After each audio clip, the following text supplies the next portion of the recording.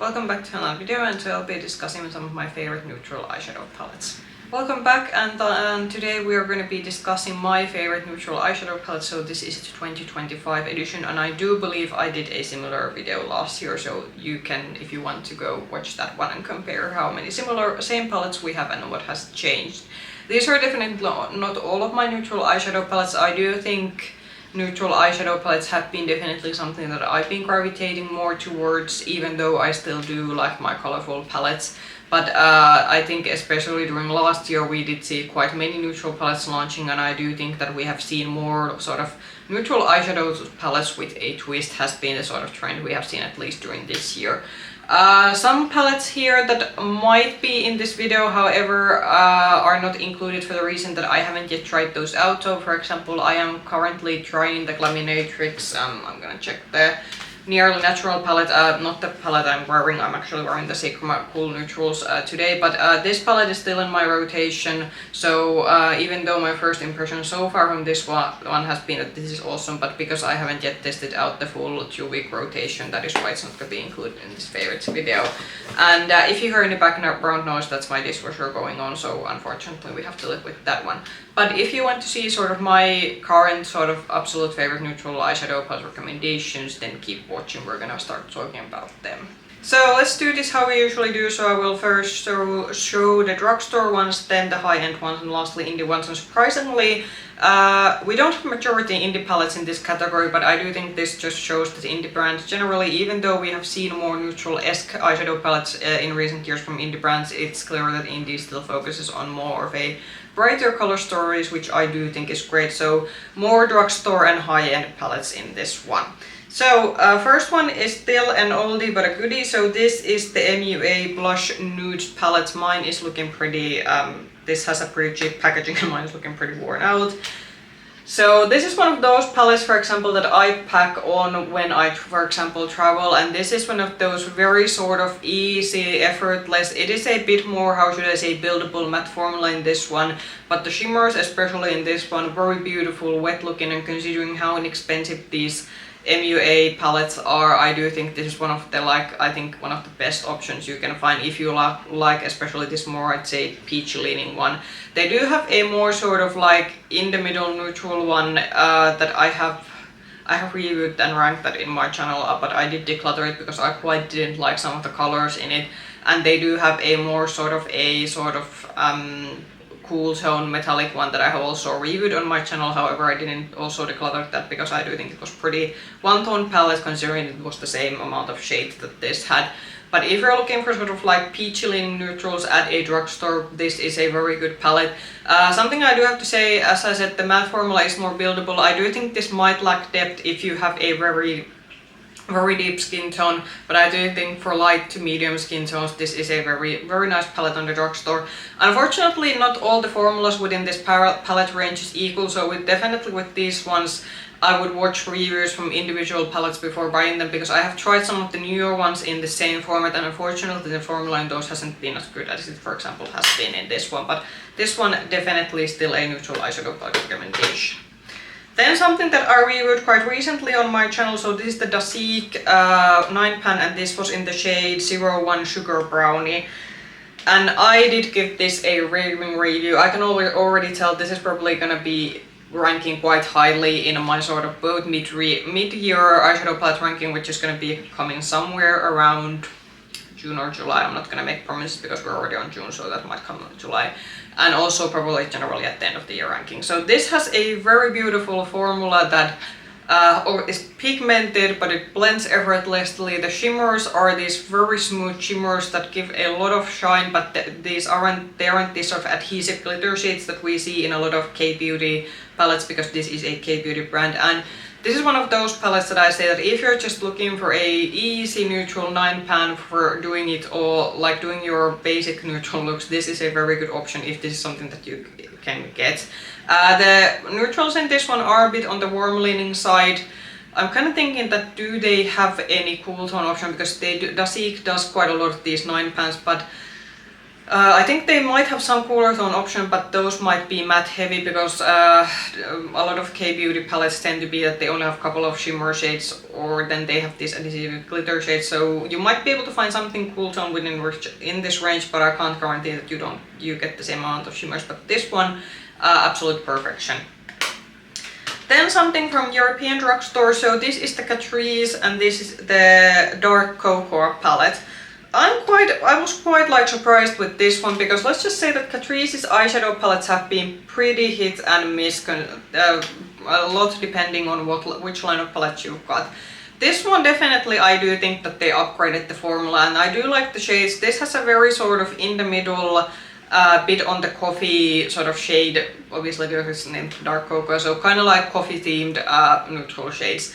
The only thing I would say that I'm not such a big fan of are the shimmers. The shimmers kind of look shiny in the pan, but once you get them to the eyes, they are kind of satiny. But I do think that, again, this is for those of you who just need something like inexpensive, quick, that you can work really easily, and maybe you don't need the super sparkly shimmers. You actually might prefer just matte eyeshadow looks or something very subtle in terms of shimmer shades. But from like Catrice's formulas, and I have tried quite many of them in the past, this is definitely best that they have come out with, and this is something that I would recommend from the brand if you're someone shopping Catrice at your drugstores. Then let's get to the high-end ones, and I do think there might be one new palette in this one. So something that will be forever in my favor. So this is the now I'm blanking. So Byredo Remembrance palette, and this has the very shiny packaging to it. So I'm just gonna open it. So this is a very sort of, how should I say, very typical luxury formula, but in a very good way. So definitely if you're looking for something super punchy, pigmented on the go, you can forget this one. This isn't for you. But if you're looking for that effortless luxury formula that sort of works with different kind of lid types, this is definitely a formula that is also friendly for more textured or mature lids. This does still have quite nice shimmer shades. Again, you're not gonna get anything super sparkly, but the shimmer shades in this one are very pretty. And what I especially like this one is that it combines the sort of peachy shades with some cooler tone shades. Unfortunately, you can't get this anymore, but if you were able to get this when the Remembrance palette was launched, this is already a couple of years older, I would definitely dig this one out, because I just do think that this is one of those very easy, effortless formulas that is definitely worth the price.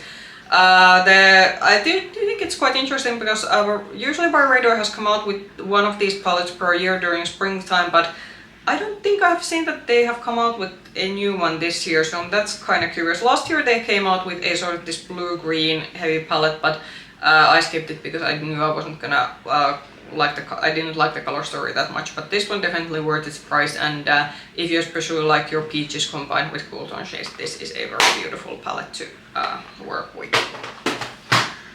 Then something that truly surprised me, so this is the ABH Spice palette. This ranked very highly on my last year's eyeshadow palette end of the year ranking. So this was from the holiday collection, and there was sugar and then there was spice, and this is definitely an upgrade to the ABH formula that at least I previously have tried, because this was just so buttery, and these were this was definitely more in the pigmented side in terms of formulas, but still very easy to work with. Also the shimmers in this one, they definitely amped up the shimmers in this one. Only thing I would say that if you got this, don't trouble with this one. The shimmers are very loosely pressed, so I wouldn't put this in my makeup bag on the go, because I would be afraid that the shimmers would break. But for your sort of doing at home makeup, again, one of those good 9 pans if you just want something very easy that you don't need to think about when you apply these shades. And I do think you get quite a nice diversity, because the shimmer shades, all of them, they have a bit of a twist to them, so they don't all go to your lids exactly as they look in the pans. So this has been something surprising for it, and it's just in terms of formulations I was very wowed, because the previous ABH formula, it has been okay, but ABH's eyeshadow formula previously has been something that it has been a bit on the drier side, and some of the deeper shades you have had to put more effort to work with them. But with this one, definitely none of those issues, very buttery and very nice to work with. Then a sort of, what I would say probably in terms of skin undertone would be the perfect palette for me. So this is the Natasha Denona I Need a Nude. I will still say that the I Need a Warm has a better matte selection, because with this one I did, I think, say in my palette review that I was at some point thinking that I'm running out of the mattes. However, we're gonna ignore that one, because I do still think that in terms of formula, this is the best what Natasha Denona has done. I'm a bit like bummed, for example, that the Bloom palette that is the most recent palette that I got from Indie, and I actually have reviewed that on my channel. I was thinking that where were the formulas that this palette has? Why weren't they in the Bloom palette? Because this has this sort of very sparkly, effective shimmer shades, and also the matte shades, how they combine with these shades. This is definitely a color story that has been thought out like very carefully, and just how these different shades combine. Like, you can't go wrong when you work with this particular palette. I would hope that Natasha Denona would get back to the formulas that were in this one, because this is just like superior to sort of anything else that I have tried from Natasha Denona in terms of the quality. And this is a more sort of neutral, leaning to more cooler in terms of the shades. As I said, my only nitpicky thing about this one is that with the mattes I did feel at some point that I was kind of running out in terms of the matte shades, and I was thinking that the looks were starting to look a bit similar, because I feel a lot of these mattes kind of end up looking same on the eyes, but just a very small thing, considering just how in terms of like, if you're looking for a perfect neutral palette, especially for someone who has a cooler skin, lighter or cooler skin undertone, this is pretty much perfection for me. Then the two indie palettes. So this is definitely something that is maybe stretching a bit the neutral sort of term, but I did want to mention this one. So this is the Blend Bunny Dollhouse palette. I don't know, is this something that they still make? So this definitely has some more like grungier, colorful shades, but I do think most of the looks that I do get with this one are quite neutral leaning. There might be some like pop of some color within the looks, but generally this is a more neutral leaning.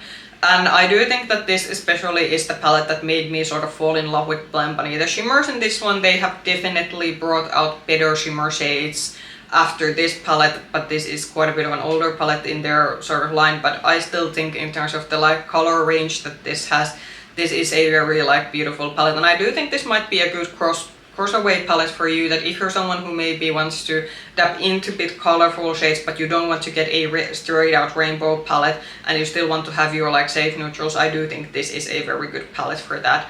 And I do think the gradient of this one very beautiful as always. There's very pale shades, we have mid-tone shades, and even the deeper shades in this one are very easy to work with, and they work even on a fair skin tone like I, for example, have. The shimmers in this one, I do think they're nice. They are definitely more satiny kind of shimmer shades, so I do think maybe for someone, again, if you don't like super sparkly shimmers, this could actually maybe be perfection for you, because these are very smooth, more satin leaning ones that I do think that might actually work better, for example, if you have a lot of texture on your eyelids. But for me, this is again maybe stretching a bit the term neutral, but I do think that this is, in terms of quality and just the variety that you get, one of the like best indie palettes for a neutral lover.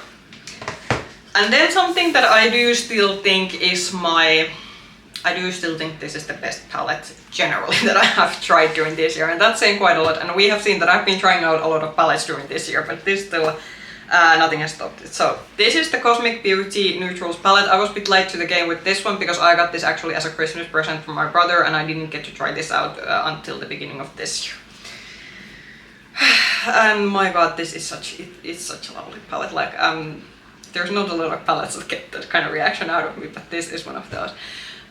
It's a definitely like more warmer, so if you like more cool toned neutrals, again, the Natasha Denona palette might actually be better. They actually did release a Cool Trolls palette also along with this one, but that isn't actually that neutral leaning. That is actually what I'd say more of a grey blue leaning palette, but this is, I think, maybe sort of fits better the sort of like neutral palette idea. This definitely is what I say are the sort of neutral palette with a twist, or a spicy neutral palette, because there are some shiftier shades, and definitely like shades that you would not traditionally say as neutral, because there is like olive shades, we have a bit of yellow, but I just think that the combination, because you have the option with this one that you can go full on brown basic neutral with the shimmers and the mattes that this has, but then you have the option to do something funny, and just the way that they chose, even the more bit colorful, the olive and sort of yellow shades that this has, they still do fit with the neutral shades that were chosen, so it doesn't feel like that you have these random pops of colors that don't make sense, because in this one all the shades work with together, and the shimmers in this one are beautiful.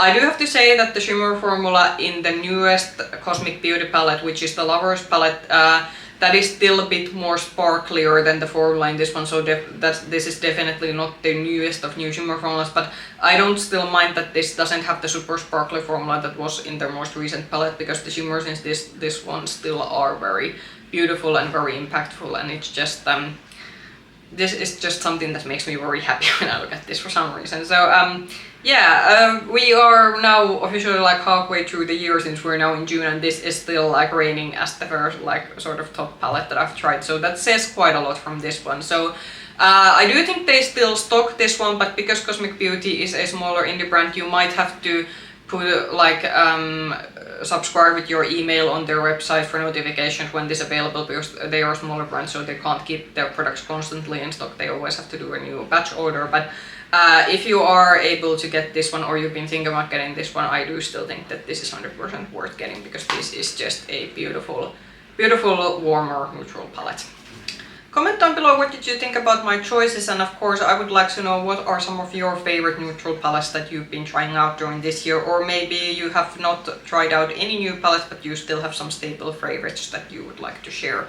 If you like this video, push the like button, subscribe to the channel, ring the bell button if you want get notifications from my future content. You can also find me with the same nickname, Makeup Hedgehog, on Instagram. I hope I'll see you soon in the video. Bye bye!